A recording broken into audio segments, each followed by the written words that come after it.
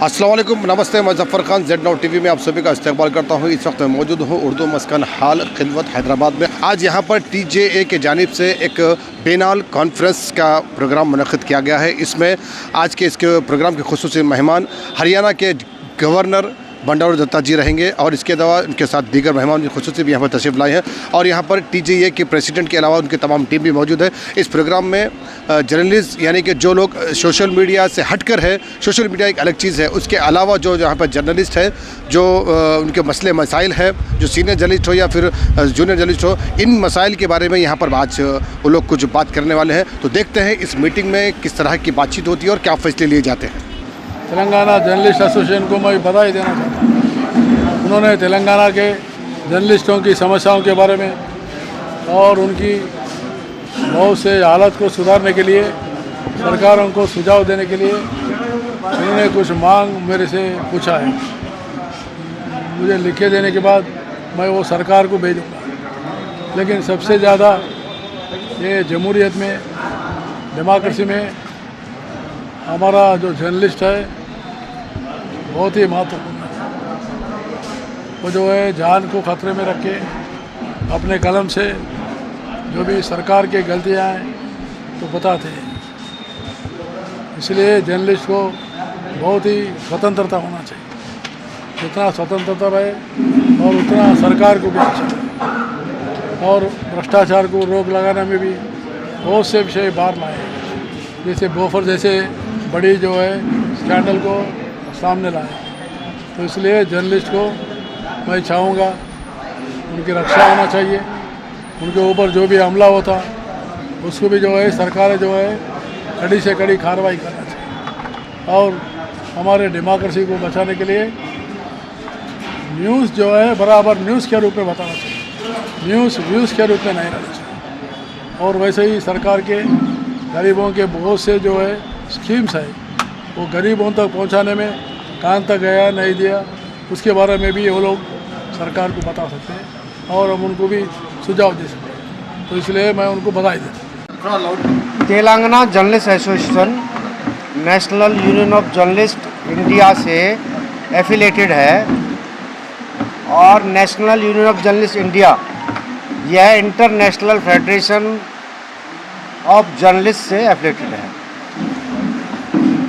आज यहाँ पर चौथा biennial conference Telangana journalist association का हो रहा है। इस कॉन्फ्रेंस में चीफ गेस्ट हरियाणा के गवर्नर श्री बंडारू दत्तात्रेय हैं और इस कॉन्फ्रेंस में जो भी मीडिया की समस्याएं हैं उन पर हम बातचीत करेंगे। गवर्नर साहब के सामने भी मुद्दे उठाएंगे कि आप अपने मार्फत सेंटर से, स्टेट गवर्नमेंट से जो भी मीडिया से जुड़ी हुई समस्या हैं उनको सामने रखें। अभी हमने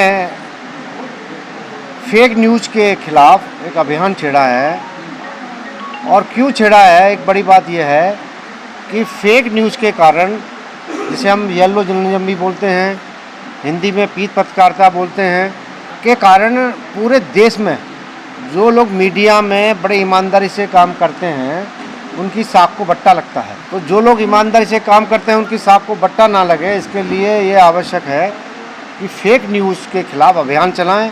हम सब पत्रकार अभियान चलाएं। जो भी फेक न्यूज़ करता है, येलो जर्नलिज्म करता है, ब्लैकमेलिंग करता है, उसके खिलाफ हमारा ऑर्गेनाइजेशन बड़े पैमाने पर आवाज़ उठाएगा। जाति, पंथ, धर्म, मजहब का हमें कोई फ़र्क नहीं पड़ेगा। वो किसी भी पॉलिटिकल पार्टी से करेक्ट रखता हमें कोई फ़र्क नहीं पड़ेगा। हम सबके खिलाफ चलाएंगे जो भी वो करता है। अगर पत्रकारिता की आड़ में अगर आप फेक न्यूज़ करते हैं, दिखाते हैं, छापते हैं, तो हम उसका खुलासा करेंगे, उसके खिलाफ आवाज़ उठाएंगे और खुद सरकार से कहेंगे, पुलिस से कहेंगे, इसके खिलाफ कार्रवाई कीजिए। सर, कोई भी मीडिया का करेंगे, लोकल सोशल मीडिया हो या कोई भी मीडिया, सोशल मीडिया से हमारा मतलब नहीं है। लेकिन अगर कोई, अभी क्या होता है, देखिए अभी कोई पत्रकार है, उसका चैनल ने कोई खबर नहीं दिखाई या कोई अखबार ने उसका खबर नहीं छापा, तो वो सोशल मीडिया पे चला आता है और फिर पुलिस कार्रवाई करती है तो बोलते हैं कि किसी मीडिया कर्मी के खिलाफ कार्रवाई की जा रही है। अगर आप फेक न्यूज़ को सोशल मीडिया के माध्यम से भी चलाते हैं और पुलिस आपके खिलाफ कार्रवाई वो करती है और अगर आप दोषी सिद्ध पाए जाते हैं तो हम उसका समर्थन नहीं करेंगे। हाँ, अगर हमें ये पता चलता है कि उसको फंसाया जा रहा है, कोई उसने अच्छी खबर की है जिसके कारण उसे पॉलिटिकल प्रेशर डाला जा रहा है, पुलिस पर पॉलिटिकल प्रेशर डाला जा रहा है, तो हम जैसे लड़ाई लड़ते हैं वैसे लड़ाई लड़ेंगे उसकी। दूसरा हमारा बड़ा मुद्दा है जर्नलिस्ट प्रोटेक्शन एक्ट। वो किस लिए है? जो जर्नलिस्ट का प्रोटेक्शन हो ये तो है ही, लेकिन जर्नलिस्ट कौन है ये भी उससे तय होगा कि किसके लिए, कौन सा जर्नलिस्ट के लिए बनेगा। जो जर्नलिस्ट फील्ड में काम करता है, जो जर्नलिस्ट दफ्तर में काम करता है, छोटे अखबार में हो, बड़े अखबार में हो, छोटे चैनल में काम करता हो, उससे फ़र्क नहीं है। जर्नलिस्ट का एक डिफिनेशन तय होना चाहिए, जर्नलिस्ट कौन हो, इसके लिए जर्नलिस्ट प्रोटेक्शन एक्ट बने। हमने जर्नलिस्ट प्रोटेक्शन एक्ट में ये मांग की थी। हम मनमोहन सिंह सरकार के समय भी मांग कर रहे थे, अब भी मांग कर रहे हैं, और हमने पार्लियामेंट पे 2-3 बार बहुत बड़े प्रदर्शन किए हैं। अगर जरूरत पड़ी तो हम फिर प्रदर्शन करेंगे। जर्नलिस्ट प्रोटेक्शन एक्ट में हमने जो ड्राफ्ट दिया था उसमें 2 बड़ी बातें ये हैं कि अगर किसी जर्नलिस्ट के खिलाफ कोई मारपीट करता है, उसको मीडिया कवरेज करने से रोकता है, अगर कोई मीडिया में काम करने वाला व्यक्ति जो पत्रकार है वो अगर शिकायत करता है कि मेरे काम में बाधा डाली गई, मेरे काम में अड़चन डाली गई, मुझे काम नहीं करने दिया जा रहा है, या खबर लिखने के बाद दिखाने में मुझे धमकाया जा रहा है, मेरी जान को खतरा है, अगर वो कंप्लेंट करता है पुलिस में, तो हमने ड्राफ्ट में लिखा है कि वो उस कंप्लेंट पर 48 घंटे में कोई एसपी लेवल का ऑफिसर जांच करे, और अगर वो शिकायत सही पाई जाती है तो जो भी दोषी हो उसके खिलाफ कार्रवाई करें। लेकिन इसके साथ हमने ये भी कहा ड्राफ्ट में कि अगर किसी पत्रकार के खिलाफ किसी को शिकायत है, किसी तरह शिकायत हो, गलत खबर की है इसने, उससे इंसल्ट हुआ है, उसका डिफेमेशन हुआ है उसका, तो वो भी अगर पुलिस में शिकायत करता है तो वो भी 48 घंटे के जांच करके उस पत्रकार के खिलाफ भी कार्रवाई की जाए।